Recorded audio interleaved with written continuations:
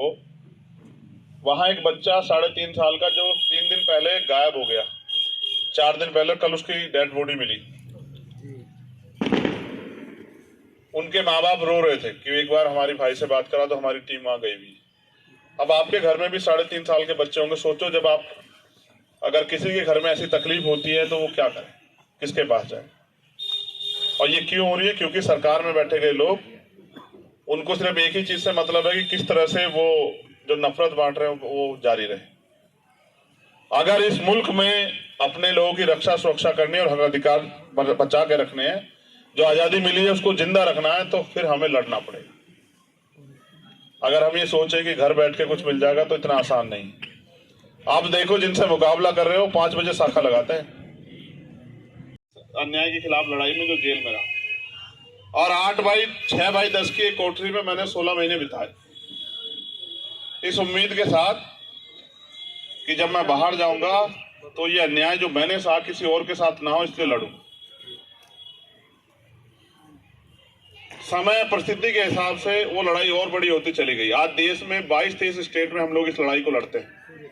और मुझे आपको बताना नहीं चाहिए, आप जो लोग जागरूक हैं, ध्यान रखते हैं, उन्हें सबको इस बात का पता होगा कि मुल्क में कोई ऐसी लड़ाई नहीं अन्याय के खिलाफ जिसमें हम लोग शामिल नहीं होते। चाहे वो किसान आंदोलन हो, चाहे वो CAA NPR NRC का मामला हो, उसमें भी सबसे ज्यादा लड़ाई हमने लड़ी, जेल भी काटी, लाठियां भी खाई। उसके अलावा चाहे वो रोस्टर का मामला हो, चाहे वो 69 शिक्षक भर्ती में जो अन्याय हुआ हो, चाहे वो दरोगा भर्ती में अन्याय हुआ, इस सरकार में तो जो भी अन्याय हुआ उत्तर प्रदेश के अंदर, चाहे वो मौलाना कलीम साहब के साथ जो हुआ, हुलत वाले जो हैं मुजफ्फरनगर में, चाहे मौलाना साद साहब के साथ जो हुआ, मरकज के साथ जो हुआ, आप भले ही भूल जाओ, क्योंकि मैंने लड़ी है, मैं कहां से भूल जाऊंगा। मैं इसलिए आपके बीच में हूं कि मैं इस लड़ाई को और मजबूती से लड़ना चाहता हूं। देखो, जिन लोगों ने अब तक आपको ठगा, उनके लिए मैं कुछ नहीं कह सकता, क्योंकि उनकी आदत है। हर आदमी की एक आदत होती है। एक आदमी अच्छा बनकर ठगता है, एक आदमी बुरा बनकर ठगता है। लेकिन जिसकी आदत ठगने की, उससे उम्मीद करना बेवकूफी। हमारे यहाँ तो कहते हैं कि अजमाए हुए को अजमाना नहीं चाहिए, जिसको अजमा चुके उसको नहीं अजमाना चाहिए, क्योंकि वो दोबारा धोखा देगा। मेरा एक प्रयास ये है कि इस देश के जो वो तबके जो अन्याय का सामना कर रहे हैं, चाहे वो किसान हो, मजदूर हो, चाहे वो दलित हो, चाहे पिछड़े हो, और चाहे वो मुसलमान हो, जैन हो, सिख हो, बौद्ध हो, ईसाई हो, पारसी हो, जो अपने ही मुल्क में, एक तरफ कल हमने गणतंत्र दिवस मनाया 26 जनवरी, जिस दिन इस देश में संविधान लागू और हमें आजादी मिली, अवसर मिले, अवसर की समानता आई कि मुल्क के हर पद पे हम लोग जा सकते हैं। हर ऐसा कोई काम नहीं देश के जिस किसी भी कोने में जाके हम जो लोग नहीं कर सकते। लेकिन आज इस देश में जो सत्ताधारी लोग हैं, उन्होंने ऐसा माहौल बना दिया है, उत्तर प्रदेश में तो इस डबल इंजन की सरकार ने, कि यहां जाति धर्म देख के कार्रवाई होती है, यहां सरनेम से जो है अपराध तय होता और सजा मिलती। और इस अन्याय को हमसे बेहतर कौन वो करेगा जिन्होंने सहा। एक आदमी जिसने देखा, एक आदमी जिसने सहा कि निर्दोष होते हुए किस तरह हुकूमत में बैठे लोग लोगों को डराने का, धमकाने का, दबाने का, कमजोर करने का, तोड़ने का प्रयास कर रहे हैं। इनकी इस नफरत की लड़ाई के खिलाफ, इनके इस तानाशाही के खिलाफ हम लोगों ने अपने आंदोलन को धरातल पर मजबूत किया। और आप अगर मुझे जानते हैं, यहाँ बेटा हर एक वाइट शख्स अगर मुझे जानता है तो इस बात के साथ नहीं जानता कि मेरे पिताजी बहुत बड़े नेता थे, मेरी माँ बहुत बड़ी नेता थी, मेरे दादाजी बहुत बड़े नेता थे। कोई इस बात से नहीं जानता। अगर हर कोई जानता है, वो इस बात से जानता है कि जहां कहीं लड़ाई में, अन्याय में किसी की जरूरत होती तो सबसे पहले चंद्रशेखर खड़ा होता है। बताओ अगर मैं गलत कह रहा हूं। अगर आप मुझे जानते हैं, इसके अलावा कोई एक बात हो तो बताओ मेरे बारे में। ना मैं बहुत पैसे वाला हूं, ना मेरे घर में कोई राजनीति करता था, ना ही मेरा बहुत बड़ा कोई कारोबार है। एक ही चीज मुझसे आती है कि मैंने कभी अन्याय के खिलाफ पीठ नहीं की। और जो भी लड़ाई, चाहे वो किसानों की हो, मजदूरों की हो, मां बहनों पर अत्याचार की हो, या मजहब के खिलाफ हो या फिर हक हकूक की हो, मैंने हर लड़ाई को लड़ा, लेकिन किन्हीं कारणों से आज उस लड़ाई को जो अंजाम देना है उस तक नहीं पहुंच पा रहे। और उस अंजाम को देने का रास्ता जो है कल के दिन तय हुआ था, जब भारत में 26 जनवरी 1950 को संविधान लागू हुआ और वोट का अधिकार हमें मिला। ये मुल्क हमारा है ना, मगर इस मुल्क में हमें कितने अधिकार मिले हैं अभी आप खुद से सवाल करो। जिन अधिकारों के साथ मुल्क को बनाने वालों ने, मुल्क को आजाद दिलाने वालों ने कुर्बानियां दी थी, शहादतें दी थी, कई तहरीकें हैं, इसमें रुमाल तहरीक भी उसमें से एक, उनके हिस्से में इस देश में आया क्या अभी? क्या किसान को उसकी फसल का उचित दाम मिल रहा है? क्या यहाँ धार्मिक रूप से आप अपने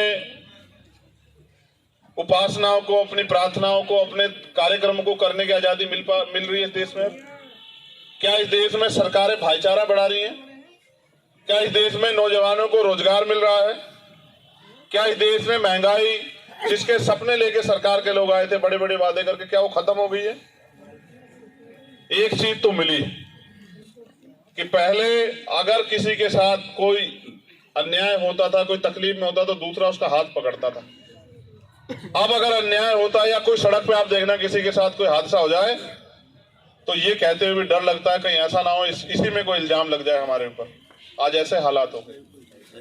और जब रिजल्ट आता है, देखो जितने झूठ फैला लो आप, जैसे मरकज का मामला था, इन्होंने पूरा झूठ फैलाया, पूरा कोरोना घेर दिया कि साहब मरकज से कोरोना वो हो गया, और जी भर के गालियां दी, जी भर के अपमान किया, और फिर जब कोर्ट का आदेश आया तो पता लगा मरकज का कोई रोल ही नहीं। अब इसका जवाब कौन देगा भाई? उसकी वजह से जो नुकसान हुआ उसका जवाब कौन देगा? देखो ताकतवर लोगों को फिर भी कुछ ना हो, समीर भाई बिल्कुल सच कह रहा हूं, लेकिन कहीं भी अन्याय होता है, ये नफरत फैलती है तो उसका सामना गरीब आदमी को करना पड़ता है, जिसके पास कुछ नहीं, जो सड़क पर निकलता है इस काम से कि अपने बच्चों का पेट भरेगा, और वो शिकार हो जाता है इनकी नफरत का। लेकिन क्योंकि अगर उनकी बात को, अगर जो सवाल उनके दिल में उसका जवाब नहीं मिलेगा तो फिर क्या मजेदारी। मेरा काम करने का तरीका तो आपको अभी दिख जाएगा 1 साल में। इसके लिए आपको 10-20 साल इंतजार थोड़ा ही करने हैं। आपने तो ऐसे लोगों को भी बना दिया जिनकी शक्लें भी आपने नहीं देखी, उनको ढूंढते फिरते आप कहाँ मिलेंगे? बताओ बनाया नहीं बनाया नहीं बना बताओ। और उनसे काम कह दोगे तो वो कहेंगे क्यों क्यों, किस बात का काम? और मैं कह रहा हूं ऊपर वाले से डर के, वो कुदरत जिसको आप जिस भी नाम से मानते हैं, ईश्वर, अल्लाह, ईसा मसीह, या किसी भी नाम से आप उसको मानते हैं, मैं उससे डर के बात कह रहा हूं कि बिजनौर का नाम अगर पूरे देश को याद ना हो जाए काम के मामले में तब मुझे देखो, मैं कोई विरासती तो नहीं हूं साहब कि एक बार के बाद, आप मेरी उम्र भी देख लो, मुझे ऐसा तो नहीं कि इसके बाद घर बैठ जाना है भाई। अगर मैं घर बैठ जाऊंगा तो फिर इस आंदोलन को चलाएगा कौन? मैं तो इस आंदोलन को चलाने के लिए आऊं। अच्छा ये भी नहीं पता कल क्या होगा, ये भी तय नहीं है। अभी इन्होंने मेरी गाड़ी पे हमला करा, आपने देखा होगा यहाँ खतौली, क्यों करा ये नहीं पता आपको? खतौली में ये अहंकार में कह रहे थे कि हमें कोई हरा नहीं सकता, हरा नहीं सकता। मैंने इनके अलग से खींच ली वो सीट। यही तो लड़ाई है मुझसे, और क्या है? मैंने इनसे कहा, ये कह रहे हैं कि हमने मंत्री लगा दिए, हमने मुख्यमंत्री लगा दिए, बाबा जी भी आए वहां बड़े बड़े भाषण देंगे, बवाल सवाल जो मनाया कहेंगे। और मैंने कहा आप चिंता मत करो, उन लोगों से भी कहा कि भाई आप परेशान मत हो, देखते जाओ। ये जो जनता है ना, इसको समझाने की देर कि आज हालात क्या है। मैं आपसे पूछ रहा हूं, इस नफरत में कोई रोजगार कर लेगा क्या बाहर जाके? आप बताओ। और हम जो नफरत बांट रहे हैं, कल इसका सामना हमें नहीं करना पड़ेगा क्या? तो इसलिए मैं आपसे कह रहा हूं कि अगर अपने हक अधिकारों की लड़ाई लड़नी है तो फिर आपको खड़ा होना पड़ेगा। अगर आपको मुझसे बेहतर कोई लगे, मैं दिल से कह रहा हूं, ये मेरी मोहब्बत है आप, अगर मुझसे बेहतर कोई लगे तो उसके साथ खड़े हो जाना। मुझसे बेहतर अगर कोई लग जाए आपको काम में, जिस चीज में तोड़ लेना, और अगर ना लगे तो फिर मेरा साथ देना समय आने पे, फिर मुझे आजमा के देखना। इसलिए भी कह रहा हूं क्योंकि जब एक गरीब का बेटा, भाई आपसे भी कह रहा हूं, जब एक गरीब का बेटा आगे बढ़ता तो चुभता बहुत लोगों की निगाह में। ये मेरी बात को याद रखना। सही बात है।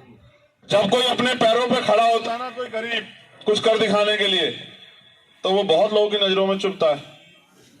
और ये मेरे साथ समस्या है।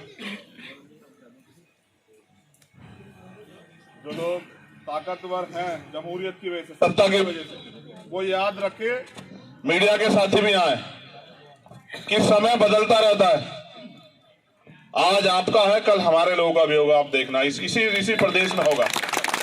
और एक ऐसा समय आएगा कि इंसान को मजहब की वजह से, धर्म की वजह से, पशु की वजह से सताया नहीं जाएगा उत्तर प्रदेश में। और सब लोगों को अपने कारोबार, तरक्की, आगे बढ़ने का अवसर मिलेगा। मेरा एक संदेश भी अगर आप कहो तो दे दूं, कारोबार तो कराओ, लेकिन इस देश के सिस्टम में भी आओ, नौकरियों में आओ। जब हम उस सिस्टम का हिस्सा हो जाते हैं ना, तब कुछ चीजें ऐसी हो जाती हैं कि कुछ अन्याय अगर हमारे खिलाफ हो रहा होता तो हम पे कुछ होता है, हमारी बात रखने वाला भी कोई होता है। हम इसको अगर नकारना चाहते हैं, इसे नकार के हम इस देश में अपने पैरों में नहीं खड़े हो सकते। तालीम स्वीकार करो। आज अगर एक IAS IPS बनता है तो क्या वो कितने लोगों के लिए वो रास्ते खोलता है, बताओ। अभी एक बेटी गई है इसरो में, एक बेटी इसरो में गई है, और बहुत गरीब परिवार से, और वहां जाके वो जो भी इस काम को आगे बढ़ाएगी, उससे क्या समाज का सम्मान नहीं बढ़ेगा? देखो, कामयाबी बोलती है ना। मैं क्रिकेट बहुत देखता हूं। अभी एक प्लेयर है मोहम्मद सिराज, वो उस दिन वाला मैच पूरा हार गए थे। तुम कितना भी देखो यहाँ नफरत फैला लो, अकेले सिराज के दम पे उस दिन वो मैच जीते। तो मैं ये पूछ रहा था कि सिराज का सम्मान कैसे करोगे? नफरत बांटने वाले बताओ, इस सिराज का सम्मान कैसे करोगे? हमारे मुल्क की पहचान है हमारी ये विविधता, अनेक धर्म, अनेक खान पीन, अनेक तरह का व्यवहार। इसको तोड़ने का प्रयास कर रहे हैं लोग, इनको हमें एकजुट होकर रोकना। तो बस मैं आपसे अपील करूंगा कि अभी तो मैं इस लड़ाई को लड़ रहा हूं, अभी तो और 6 महीने 8 महीने काम देखते रहो। जो सरकार में बैठ के लोग नहीं करते, जो बहुत ताकतवर लोग नहीं करते, वो मैं बिना पद के और बिना सरकार के करने के लिए लड़ रहा हूं, और करके दिखाऊंगा। और जब अगर ऐसा अवसर आ जाए तो फिर आपके ऊपर है। अगर मैं अकेला आके यहां लग जाऊंगा तो जो लड़ाई पूरे देश में लड़नी है, किसानों की, कमेरों की, मजदूरों की, नौजवानों की, बच्चियों की, वालिदाओं की, वो लड़ाई कमजोर पड़ जाएगी। अगर सब लोगों से जाके मिलूंगा तो चीजें यहाँ के खराब होंगी। बाकी आप बताओ, मुझे तो कोई इसमें भी दिक्कत नहीं है, लेकिन आप सोचो, जहां मेरी जरूरत है अगर वहां मैं नहीं हुआ तो जो लोग मुझसे उम्मीद रखते हैं उनको तकलीफ नहीं होगी। मैं इस लड़ाई को भले बिजनौर से शुरुआत करूंगा, लेकिन इस लड़ाई को मुझे दिल्ली लेके जाना है। बिजनौर में नहीं रोकनी है। इसलिए नहीं रोकनी है क्योंकि ये लड़ाई दिल्ली जाके ही समाप्त हो सकती है।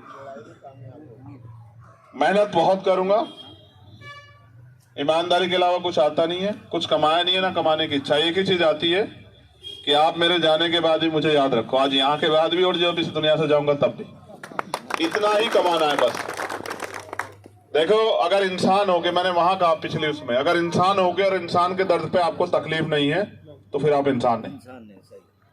और आज के जो हालात हैं, जो लोग इंसान की तकलीफ पे हंस रहे हैं, उनसे ज्यादा उम्मीदें नहीं बची। अब तो अपनी ताकत बनाइए और अपनी ताकत से अपने आने वाले रास्ते खोलिए, इसके बारे में सोचिए। मैं महाराष्ट्र से लौटा, कुछ किताबें लाया हूं वहां से, एक बड़े अच्छे अधिकारी उन्होंने दी, और उन किताबों का अध्ययन ये कहता है कि जब भी थोड़ा सा रंग मेहनत से चढ़ता है, थोड़ा सा रंग, तभी कुछ ना कुछ माहौल ऐसा देश में करके उस रंग को उतार दिया जाता है। ये एक साजिश है, इसका हिस्सा नहीं बनना है। इसलिए बहुत बहुत शुक्रिया जिन लोगों साथियों ने प्रोग्राम कराया, जिन लोगों ने इतनी